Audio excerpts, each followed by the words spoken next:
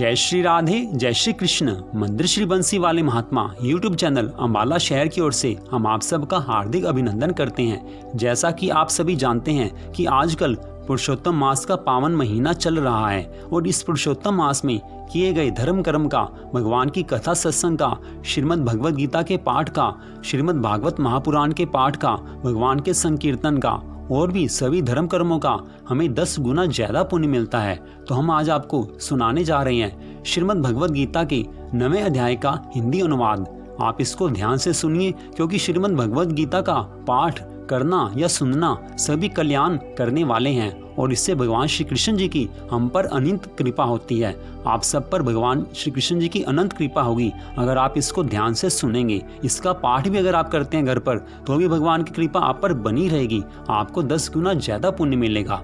तो अब हम आपको श्रीमद् भगवद गीता के 9वें अध्याय का हिंदी अनुवाद सुनाने जा रहे हैं। बोल श्री राधा कृष्ण भगवान की जय। ओम श्री परमात्मने नमः। 9वां अध्याय। उसके उपरांत श्री कृष्ण भगवान बोले, हे अर्जुन, तुझ दोष दृष्टि रहित भक्त के लिए इस परम गोपनीय ज्ञान को रहस्य के सहित कहूंगा कि जिसको जानकर तू दुख रूप संसार से मुक्त हो जाएगा।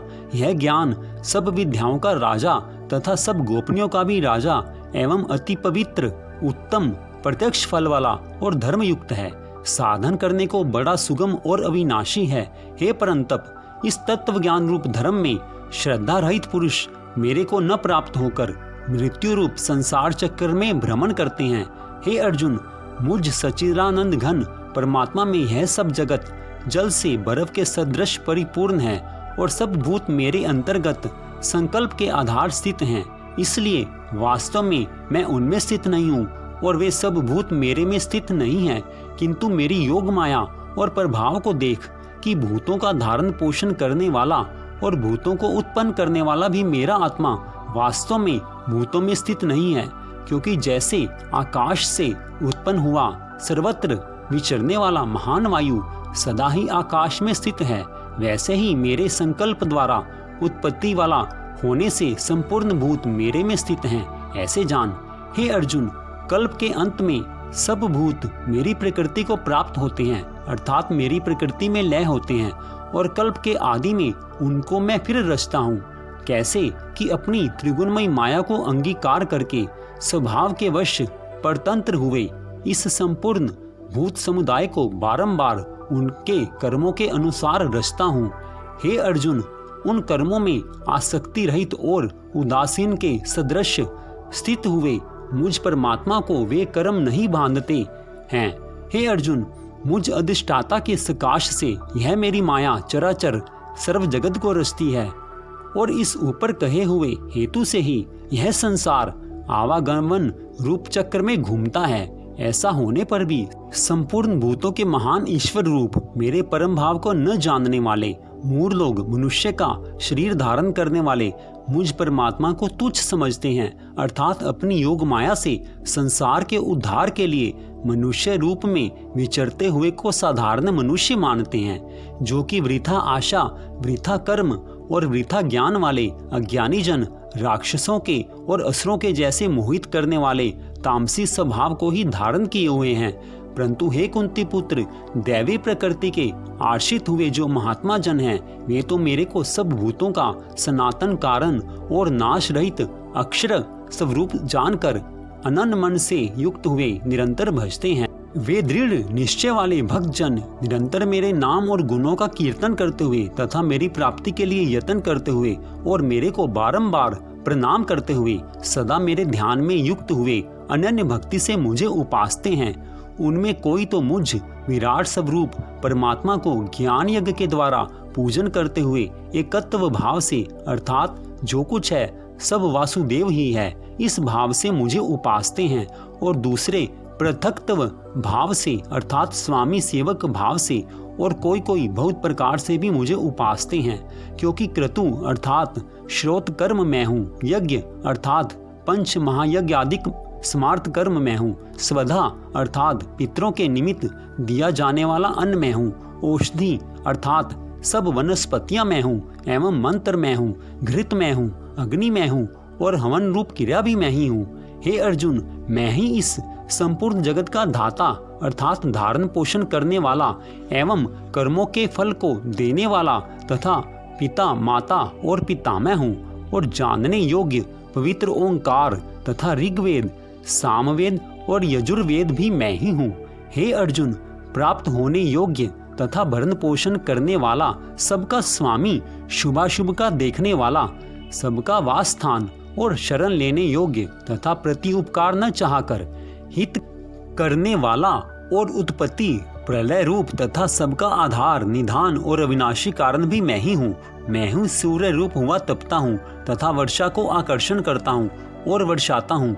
और हे अर्जुन, मैं ही अमृत और मृत्यु एवं सत्य और असत्य भी सब कुछ मैं ही हूँ। परंतु जो तीनों वेदों में विधान किए हुए सकाम कर्मों को करने वाले और सोम रस को पीने वाले एवं पापों से पवित्र हुए पुरुष मेरे को यज्ञों के द्वारा पूज कर स्वर्ग की प्राप्ति को चाहते हैं, वे पुरुष अपने पुण्यों के फल रूप इंद्रलोक को प्राप्त होकर स्वर्ग में दिव्य देवताओं के भोगों को भोगते हैं।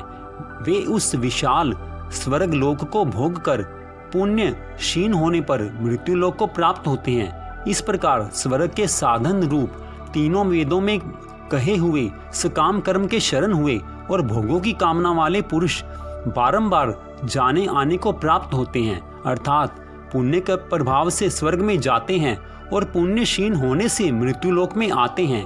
जो अनन्य भाव से मेरे में स्थित हुए भक्तजन मुझ परमेश्वर को निरंतर चिंतन करते हुए निष्काम भाव से भजते हैं, उन नित्य एक ही भाव से मेरे में स्थिति वाले पुरुषों का योगक्षेम मैं स्वयं प्राप्त कर देता हूँ।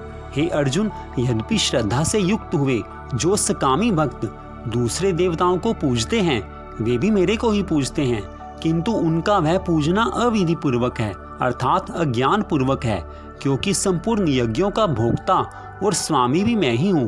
परंतु वे मुझ अधियज्ञ स्वरूप परमेश्वर को तत्व से नहीं जानते हैं, इसी से गिरते हैं अर्थात पुनर्जन्म को प्राप्त होते हैं।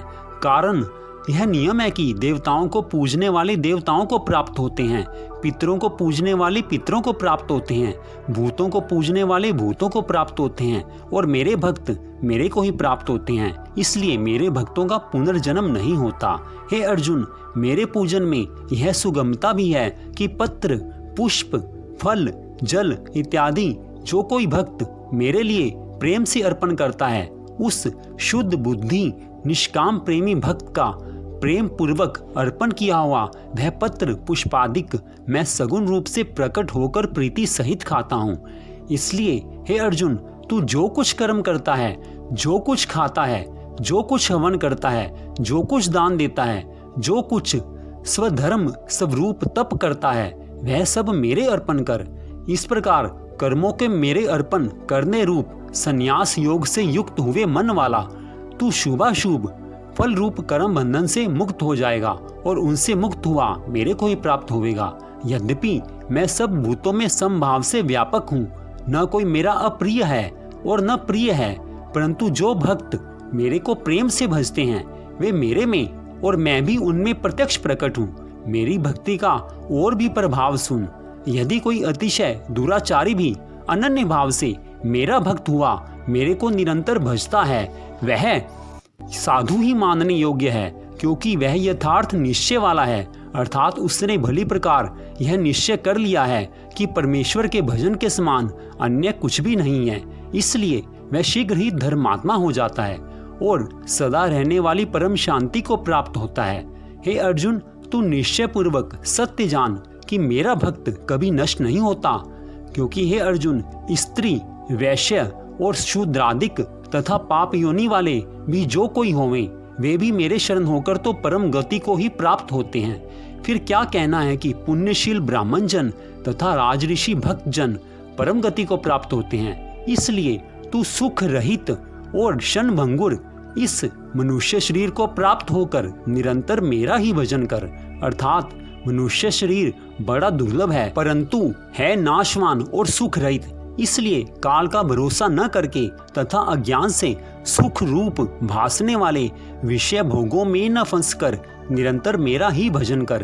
केवल मुझ सच्चिदानंद घन वासुदेव परमात्मा में ही अनन्य प्रेम से नित्य निरंतर अचल मन वाला हो और मुझ परमेश्वर को ही श्रद्धा प्रेम सहित निष्काम भाव से नाम गुण और प्रभाव के श्रवण कीर्तन मनन और पठन पाठन द्वारा निरंतर भजने वाला हो तथा मुझ शंख चक्र गदा पदम और किरीट कुंडल आदि भूषणों से युक्त पीतांबर वनमाला और कौस्तुभ मणि धारी विष्णु का मन वाणी और शरीर के द्वारा सर्वस्व अर्पण करके अतिशय श्रद्धा भक्ति और प्रेम पूर्वक विहलता पूर्वक पूजन करने वाला हो और मुझ सर्वशक्तिमान विभूति बल ऐश्वर्य माधुर्य गंभीरता उदारता वात्सल्य और सुहृदता आदि गुणों से संपन्न सबके आश्रय रूप वासुदेव को विनय भाव पूर्वक भक्ति सहित साष्टांग दंडवत प्रणाम कर इस प्रकार